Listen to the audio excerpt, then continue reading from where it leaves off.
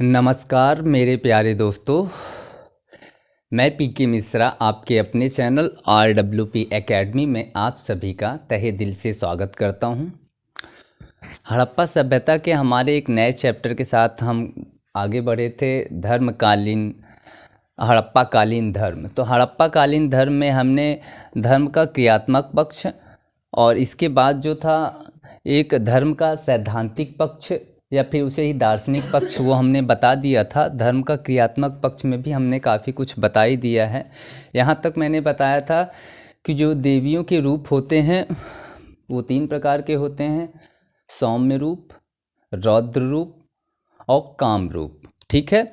उसके बाद मैंने बताया कि जो सैंधव कालीन जो देवी देवताओं की जो देवियों की इतनी मूर्ति मिली है, इससे हमें ये साक्ष्य मिलता है कि वो जो है मातृ देवी की पूजा या उपासना जो है प्रथम उन्हीं को आगे रखा जाता होगा। तो लिख लीजिए, सैंधव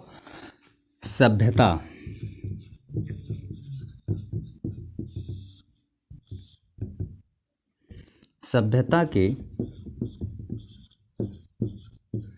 देवी देवताओं में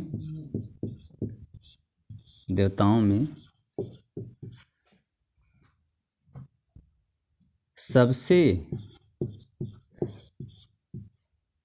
देवी देवताओं के परिवार में सबसे श्रेष्ठ या सबसे सर्वोपरि मातृदेवी ही रही होंगी। सबसे सर्वोपरि मातृ देवी ही रही होंगी। ठीक है। क्योंकि वहाँ से क्या है कि बहुत सारी जो है स्त्रियों की मूर्तियाँ मिली हैं। इससे जो है सैंधव जो इतिहासकार हैं वो कहते हैं कि यहाँ से देवी देवताओं के परिवार में जो देवी देवताओं का जो परिवार होता है उसमें बात हो रही है। ठीक है। हमारे परिवार में नहीं, देवी देवताओं के परिवार में सर्वोपरि मातृ देवी ही श्रेष्ठ, सर्वोपरि मातृ देवी ही रही होंगी। ठीक है, ये भी ठीक है। ठीक है। और एक चीज़ और जान लीजिए कि सैंधव सभ्यता में मंदिरों के साक्ष्य नहीं मिले हैं, ये भी लिख लीजिए। सैंधव सभ्यता में मंदिर के साक्ष्य नहीं मिले हैं।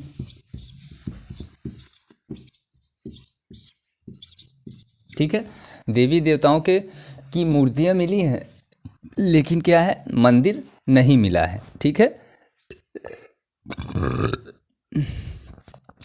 लोथल, कालीबंगा, ठीक है, लिख लो। लोथल, कालीबंगा और संघोल से जो है अग्निकुंड मिला है। कहाँ से? लोथल, कालीबंगा और संघोल से क्या मिला है? अग्निकुंड मिला है या फिर यज्ञ कुंड मिला है। ठीक है।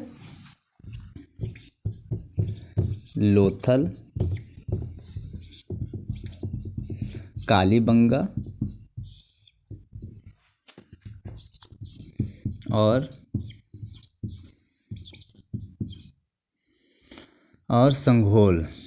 संघोल से अग्निकुंड प्राप्त हुआ है।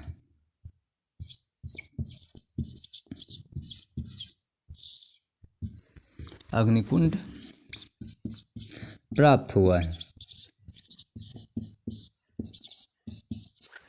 ठीक है। ये तो थी मातृ देवी की उपासना में। ठीक है। नीचे पुरुष देवता की उपासना या देवता की उपासना, पुरुष देवता की उपासना। ठीक है। अभी तक हम क्या पढ़े थे? मातृ देवी की उपासना। ठीक है। ऊपर जो हेडिंग हमने पढ़ा था वो मातृ देवी की थी। ये जो है पुरुष देवता की उपासना है। ठीक है।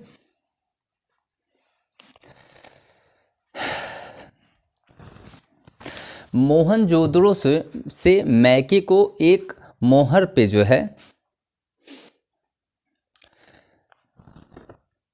एक मोहर मिली, जिसमें एक ऐसी आकृति मिली जिसे सर जॉन मार्शल ने आद्य शिव का रूप कहा है। ठीक है। मोहनजोदड़ो से मैके को एक मोहर मिली है, जिसे जो है सर जॉन मार्शल जी ने ये कहा कि ये आद्य शिव हैं या फिर रौद्र हैं। ठीक है। तो लिख लीजिए पुरुष वाले में, मोहनजोदड़ो से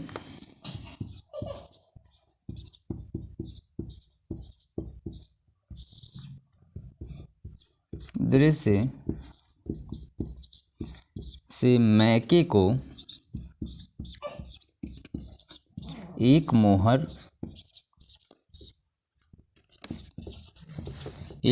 मिला,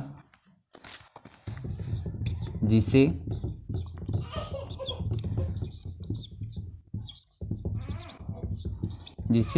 जॉन मार्शल या सर जॉन मार्शल ने आद्य शिव या रुद्र कहा। ठीक है। अब ऊपर मिटा देते हैं। आप लोग ऊपर लिख लिए होंगे, तो मैं ऊपर की कुछ चीज़ें मिटाना चाहता हूँ। ठीक है।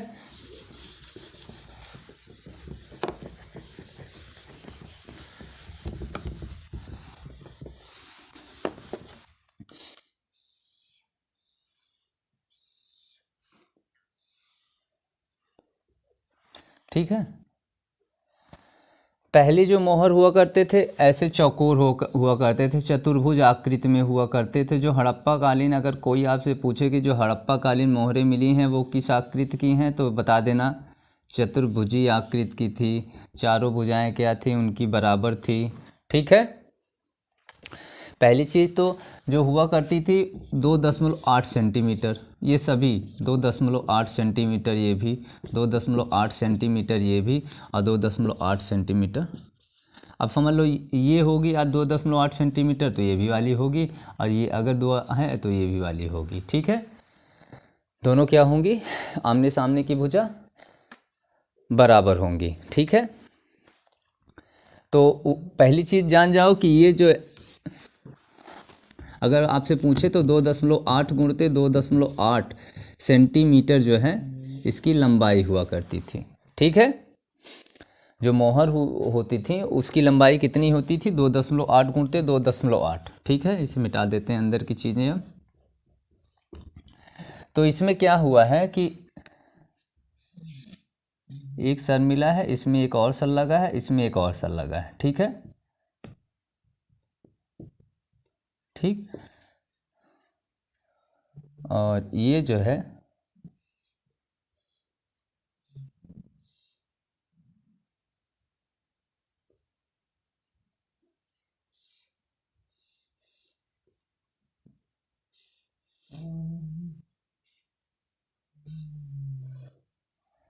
वो ऐसे हैं, उनके सींग भी बनी हैं।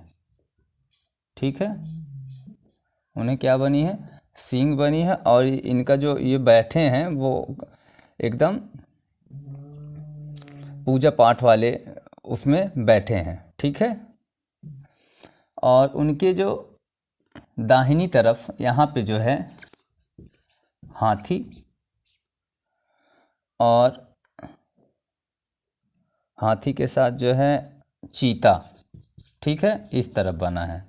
नीचे जो बना है वो हिरण के बच्चे का चित्र बना है, हिरण के बच्चे का। ठीक है। उससे पहले इसमें जो है 7 अक्षर भी लिखे हैं। ठीक है। उस समय के जो अक्षर थे 7 ठो वो लिखे गए हैं, 1 2 3 4 5 6 7। हाँ, तो उस समय जो है सैंधव कालीन सभ्यता के उस पे 7 अक्षर लिखे हैं और दाहिनी तरफ हाथी और चीता के चित्र बने हुए हैं। नीचे की तरफ जो है हिरण के बच्चे के चित्र बने हुए हैं और इधर जो है भैंसा और गैंडा का चित्र बना हुआ है। उनके बाईं तरफ जो है भैंसा और गैंडा का चित्र बना हुआ है, नीचे की तरफ हिरण के बच्चे का चित्र बना हुआ है और दाहिनी तरफ हाथी और चीता का चित्र बना हुआ है। ठीक है, इतनी चीज़ें लिख लो। तो इसके बारे में मैं और नीचे डिटेल में लिखाऊंगा पुरुष देवता की उपासना जो हेडिंग डाले हो उसमें। ठीक है, तो पहले इतना लिख लीजिए।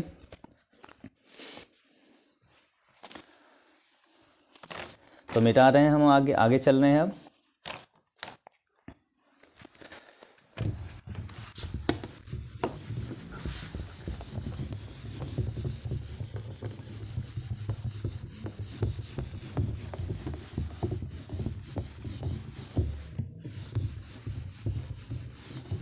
हाँ, एक चीज़ और बताना, जो मैंने अगली वीडियो में वो भारत का नक्शा निकल गया है, जबकि जब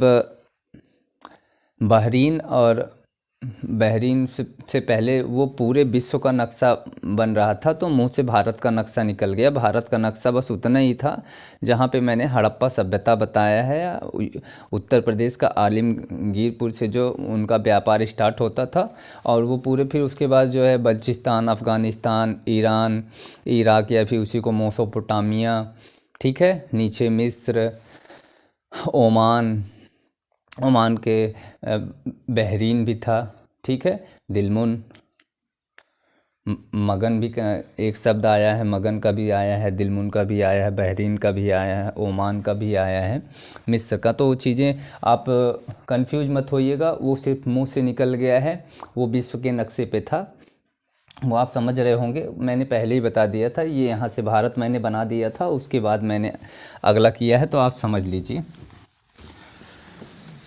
तो ये चीज़ें भी समझ में आ गई। ये चित्र मैंने बनाया है ऊपर, ठीक है। तो इसके बारे में लिख लेते हैं थोड़ा सा। ये पुरुष देवता की उपासना जो थी उसके बारे में लिख लीजिए।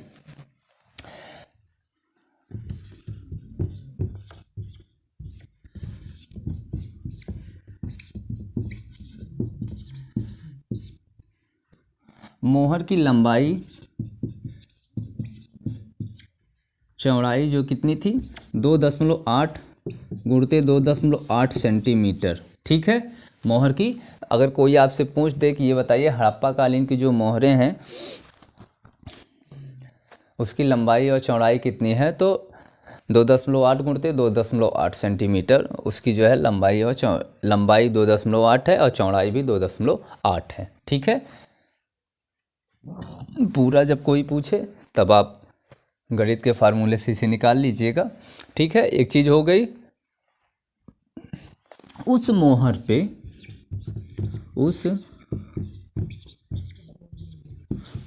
पे आद्य शिव तो मैंने लिखा ही दिया था, हाँ आद्य शिव मैंने लिखा दिया है, तो लिखना चाहो तो फिर से लिख सकते हो, लेकिन 2 बार क्यों लिखेंगे आप, एक ही बार लिखिए, ठीक है। मोहर के दाहिनी तरफ, मोहर के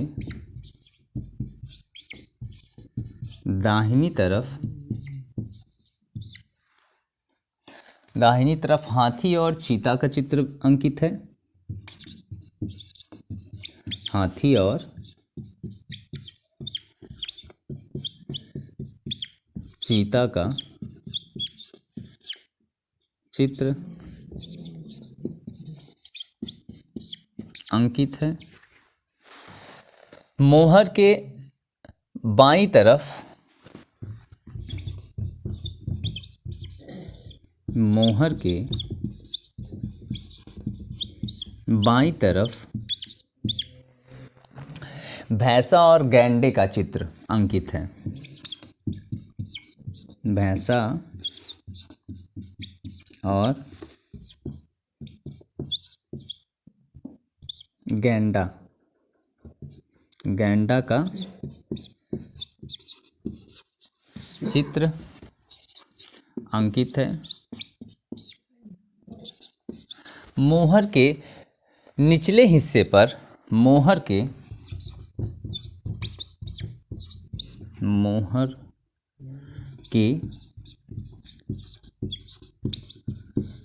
निचले हिस्से पर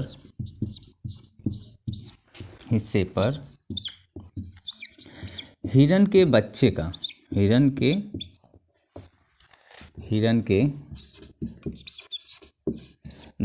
का चित्र अंकित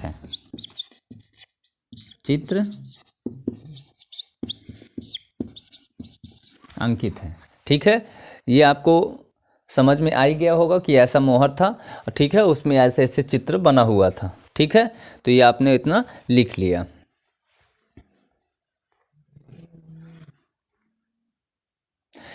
लेकिन एक चीज़ आपने नोट किया कि अगर ये भोले बाबा होते या आद्य शिव जी होते तो वो यहाँ पे नंदी जी की जरूर जो है, नंदी जी को होना चाहिए था, या फिर बैल का जिक्र यहाँ पे होना चाहिए था। लेकिन इसमें बैल का जिक्र तो हुआ नहीं।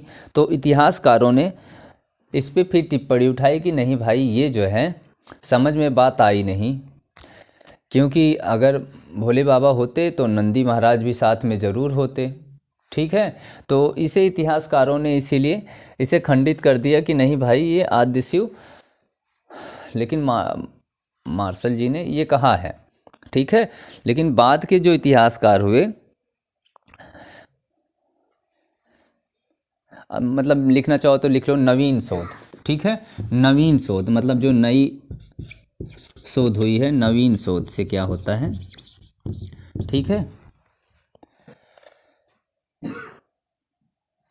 अब कुछ इतिहासकार कहते हैं भैया ये मेगास्थनीज थे, और ये भी कहते हैं कि मार्शल जी को क्या पता भारत की सभ्यता के बारे में। ठीक है, तो राजस्थान की एक जनजाति मिली है। ठीक है, राजस्थान की एक जनजाति है जो हाथों में चूड़ियाँ पहनती है, वो सींग ऊंग लगाते हैं, वो पहन के मुकुट उकुट। तो नवीन शोध से ये पता चला कि राजस्थान की एक पुरानी जनजाति है जो अभी जल्दी मतलब पता चली है कि वो ऐसा पहनावा उनका है। ठीक है, तो कुछ लोग ये भी कहते हैं, ठीक है, कि ये राजस्थान के जो हैं आदिवासी हैं। ठीक है, जनजाति हैं, आदिवासी मत कहिए। ठीक है, कि वहाँ की एक जाति है, जनजाति है। ठीक है, अब एक चीज़ और लिख लेते हैं।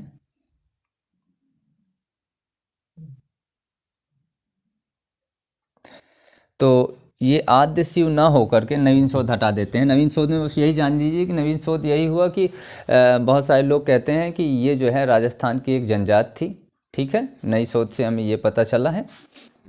ठीक है, वैसा ये उनका पहनावा था, वो चूड़ियाँ पहनते थे, सिर पे मुकुट लगाते थे, लिखना चाहो तो लिख भी लो। ठीक है, तो वहाँ की पारंपरिक संस्कृति रही होगी। ठीक है, ये वाली कि वहाँ पे जो है हाथी, चीता, भैंसा, गैंडा, हिरन के बच्चे, ये सभी आसपास ही मिल जाते रहे होंगे, या फिर ये मान लो, कुछ भी नहीं मानना चाहिए, इतिहास है। ठीक है, तो इतनी चीज़ें जो लिखी गई हैं ये एकदम प्रमाणिक हैं। ठीक है, इतना आप लिख लीजिए।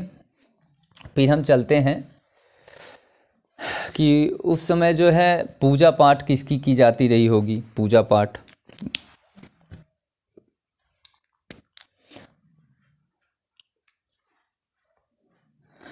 बहुत सारे ये भी कहते हैं कि भैया मार्शल जी को, सर्जन मार्शल को भारत में 7 ही जातियाँ दिखती हैं। ठीक है,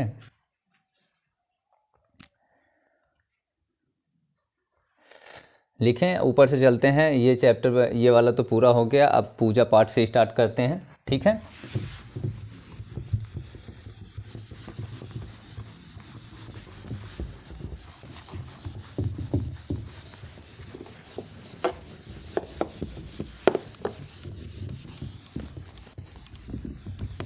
धर्म में ही चल रहा है अभी, याद रखिएगा, अभी धर्म में ही चल रहा है। ठीक है, धर्म काफ़ी बड़ा है।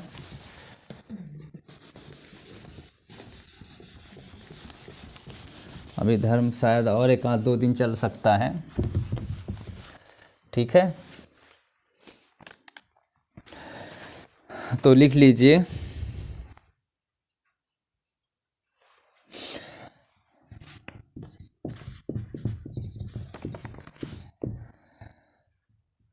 सैंधव वासी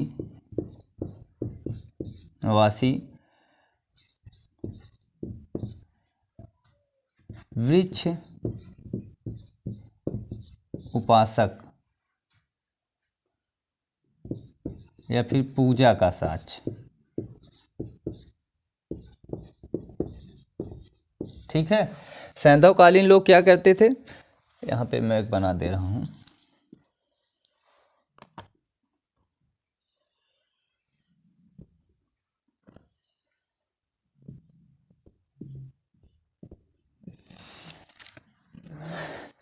वहाँ से क्या मिला, पीपल का पत्ता मिला। ठीक है, अब पीपल का पत्ता, पीपल के बारे में तो आप जानते ही हो।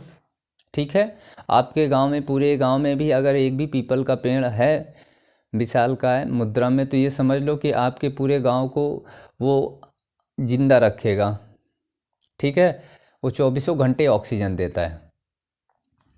इससे एक बात और याद आई कि गीता में श्री कृष्ण भगवान जी ने अर्जुन को उपदेश देते हुए कहते हैं, अर्जुन कहते हैं नहीं मैं कैसे अब धनुष उठाऊं, ये सब तो मेरे अपने हैं, इन्हें मैं कैसे मारूं। तो उन्होंने अपना फिर विशालकाय, कृष्ण भगवान जी ने अपना एक विशालकाय रूप दिखाया, कहा कि देखो ये जो जन्म है वो मेरे ही अंदर है, लोग जीते भी हैं तो मेरे अंदर जीते हैं, मरते भी हैं तो मेरे अंदर मरते हैं। ठीक है, अर्जुन तुम्हारे अंदर भी मैं हूँ और जिसे तुम मारोगे उसके भी अंदर मैं ही हूँ। ठीक है, तुम अपना कर्म करो। उन्होंने ये भी कहा है कि हर एक पीपल के पत्ते में मेरा निवास है।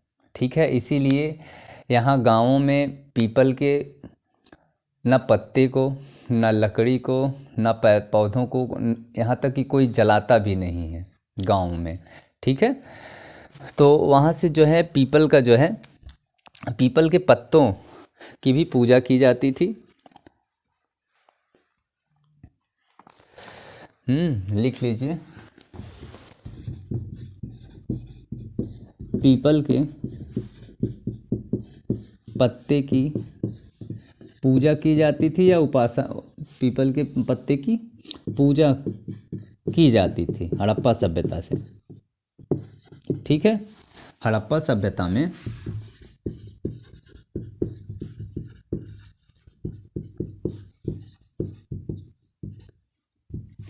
हड़प्पा सभ्यता में पीपल के पत्ते की पूजा की जाती थी। ठीक है, इसके बाद लिख लीजिए पशु पूजा। वो क्या भी करते थे, पशु पूजा भी करते थे। पशुओं की पूजा, पशु पूजा भी की जाती थी हड़प्पा सभ्यता से। ठीक है, पशु पूजा में नीचे थोड़ा और लिख लेना, पशु पूजा या पशु उपासना। ठीक है, पशु पूजा में वृषभ, ठीक है, वृषभ या फिर कुंवरदार सांड। ठीक है, वृषभ की पूजा की जाती थी या वृषभ देव की पूजा की जाती थी।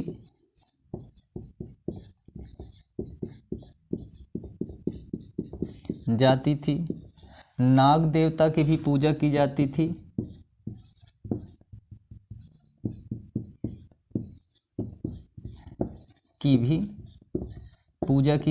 वही सब आज भी चला आ रहा है। आप अगर ध्यान देंगे तो जो हड़प्पा सभ्यता में चल रहा है वो आज भी चल रहा है। ठीक है, आप देख रहे होंगे कि आज भी काली माता का रौद्र रूप दिख रहा है। ठीक है, बहुत सारी मूर्तियां जो वहाँ से मिली हैं रौद्र रूप की, ऐसी ही मिली हैं।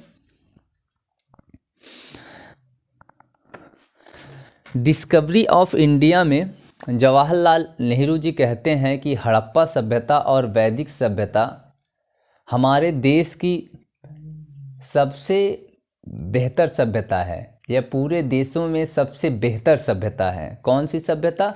हड़प्पा सभ्यता और वैदिक सभ्यता। किसमें कहा गया है? Discovery of India, Jawaharlal Nehru ji की एक बुक, किताब का नाम है, जिसमें ये कहा गया है कि भारत देश की हड़प्पा सभ्यता और वैदिक सभ्यता विश्व की सभ्यताओं में श्रेष्ठ है। ठीक है, पूरे विश्व की सभ्यताओं में सबसे श्रेष्ठ मानी गई है। ठीक है। नाग की पूजा, गरुड़ देवता, गरुड़ मतलब जानते हो, गरुड़ की पूजा क्यों की जाती थी? जानते हो? गरुड़ देव, गरुड़ जो उड़ते हैं वो जो है विष्णु जी के वो वाहन हैं। ठीक है। तो गरुड़ देव की पूजा या गरुड़ जी की पूजा भी की जाती थी। ठीक है। तो वृषभ देव, नाग जी की और गरुड़ जी की भी पूजा की जाती थी। ठीक है।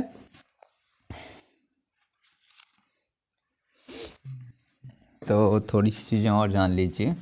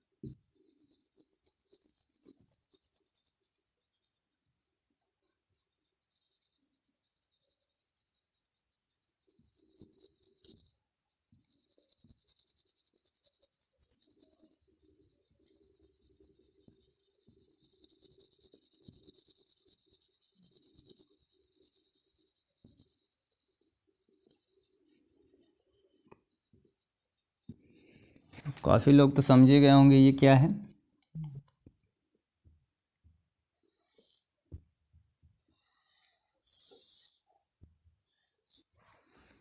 ठीक है।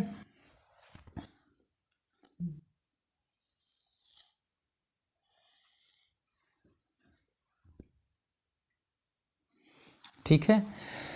ये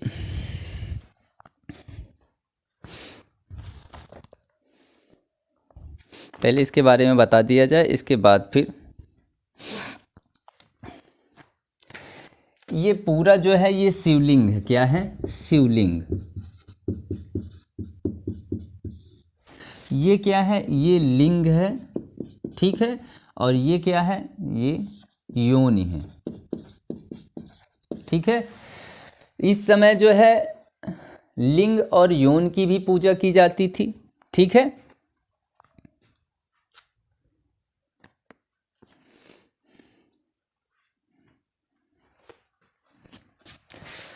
ठीक है, यहां पे लिख दे रहा हूं शिवलिंग। ठीक है। ये जिसकी पूजा है, ये लिंग की पूजा की जाती थी। ये क्या है? ये योनि है। योनि की भी पूजा उस समय की जाती थी हड़प्पा सभ्यता में। ठीक है। और लिखना चाहो, देखो स्वास्तिक चिन्ह, स्वास्तिक चिन्ह भी मिला है। स्वास्तिक चिन्ह मतलब जानते हो?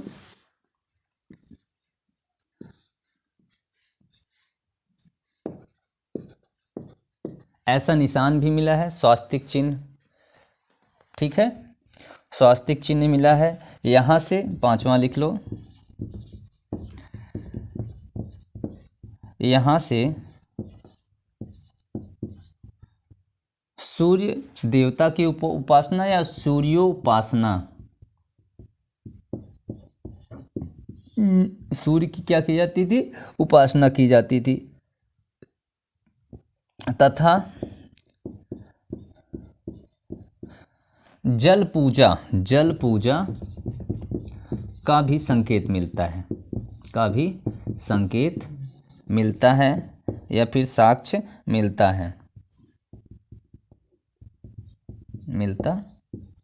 है, छठवां लिख लो, लिंग और यौन की पूजा की जाती है, लिंग और यौन की पूजा की जाती थी। ठीक है, इतना हो गया।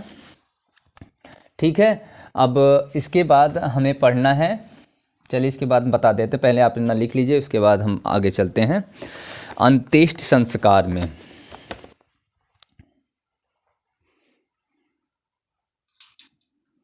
ठीक है, मिटाएं, अब आगे चलें।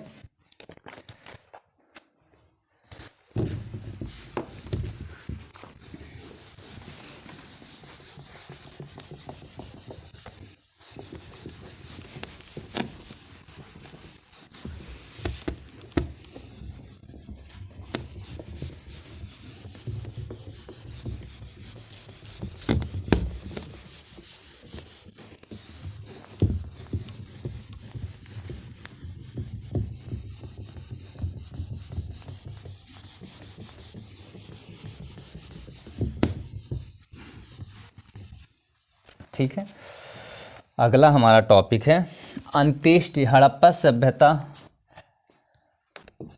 का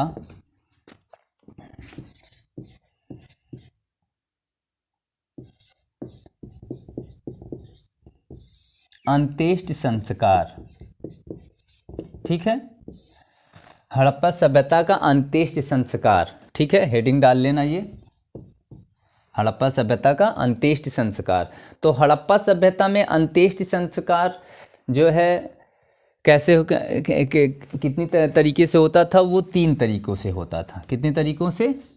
3 तरीकों से। पहला जो है वो दाह संस्कार हुआ करता था, दाह संस्कार। ठीक है, दूसरा जो था वो पूर्ण समाधिकरण था, और एक था आंशिक समाधिकरण।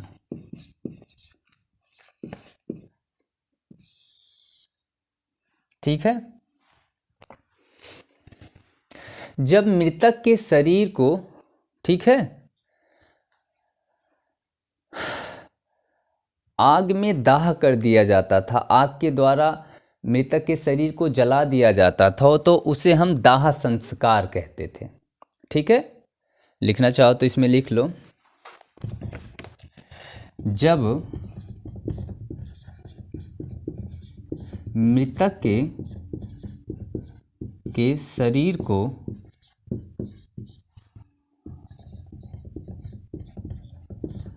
अग्नि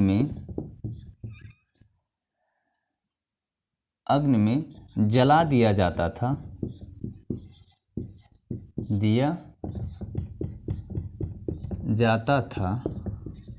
उस संस्कार को दाह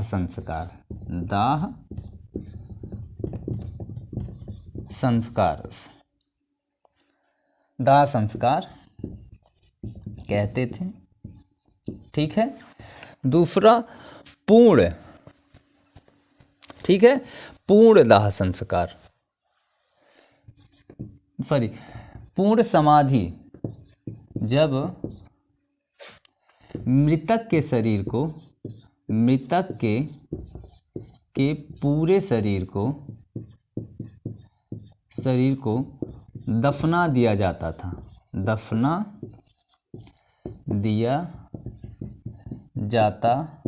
था, तो उसे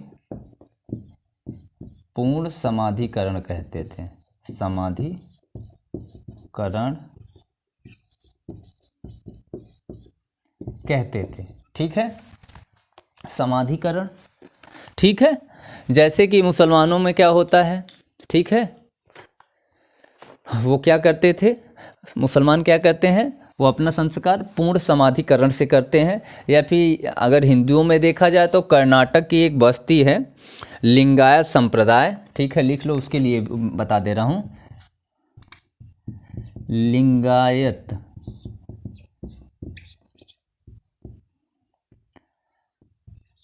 संप्रदाय है कर्नाटक में, कर्नाटक में हिंदू हैं, ठीक है, सनातनी है। लिंगायत संप्रदाय के लोग क्या कहते हैं, पूर्ण समाधिकरण, पूरी तरह से क्या कहते हैं, जैसे मुस्लिम करते हैं वैसे ये भी करते हैं, ठीक है। अब आंशिक समाधिकरण, आंशिक समाधिकरण जब शरीर के कुछ हिस्से को ले जाके दफन किया जाता है तो उसे आंशिक समाधान कहते हैं। जब शरीर के कुछ अंगों या भागों को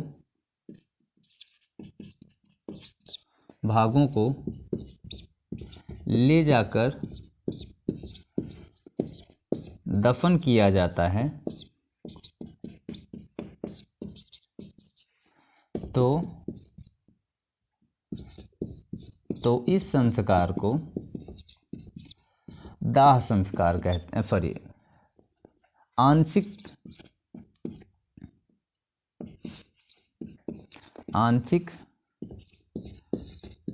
समाधिकरण कहते हैं, समाधिकरण कहते हैं। जैसे कि पारसी समाज जो था, पहले का जो पारसी समाज था वो क्या करता था, जो उनके मृतक शव होते थे उस मृतक शव को वो क्या करते थे, जंगल में या फिर ऐसी जगह ले जाके छोड़ देते थे जहाँ पे बड़े जानवर रहते थे, और वो जानवर जो हैं उनको रात भर में नोच चोंथ लेते थे, खा खू लेते थे, और जो बचता था तो सुबह जाके ये उसे ले आते थे और उसको गाड़ देते थे। तो वो आंशिक समाधिकरण कहलाता था, ठीक है। इतनी चीज़ें आपको समझ में आ रही हैं, सारी चीज़ें, हर एक चीज़ को मैं एकदम तरीके से बता रहा हूँ कि आपको हर एक चीज़ जो है कहीं आपको फंसने की ज़रूरत ना पड़े, रुकने की ज़रूरत ना पड़े, ठीक है। इतना हो गया, देख लीजिए, फिर आगे चलते हैं।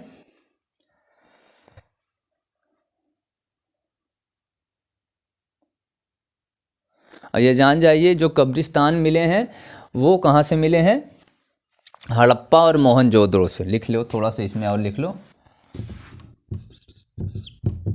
लिखाया भी होगा वैसे कहीं, हड़प्पा और मोहनजोदड़ो से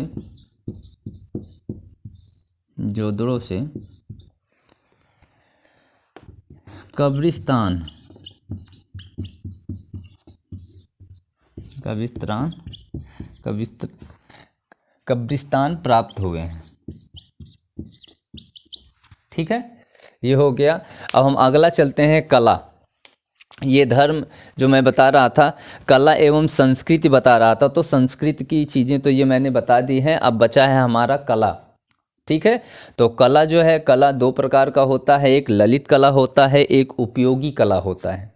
कितने कला होते हैं, दो होते हैं, एक ललित कला होता है और एक उपयोगी कला होता है, ठीक है। तो मेरे प्यारे दोस्तों, कल हमारा जो चैप्टर होगा वो कला से होगा, ठीक है। हड़प्पा कालीन कला या हड़प्पा सभ्यता की कला, ठीक है, या फिर हड़प्पा कला, ठीक है।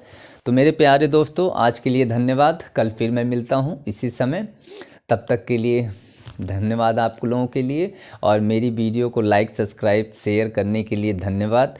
प्लीज़ कमेंट्स तो करिए ही करिए, आप ही लोगों के लिए वीडियो बनाता हूँ और आप लोग ये भी तक नहीं बताते, कम से कम ये तो ज़रूर बता दिया करिए कि सर आपकी वीडियो अच्छी लगी, या सर मुझे ये चीज़ें नहीं पता थी, पता चल गई, या फिर ये पूछिए कि सर ये इसमें मुझे यहाँ पे समझ में नहीं आया, ये कैसे आगे अगर मुझे जानना हो तो ये इसके बारे में मुझे नहीं समझ में आ रहा है सर, इसके बारे में पूछिए।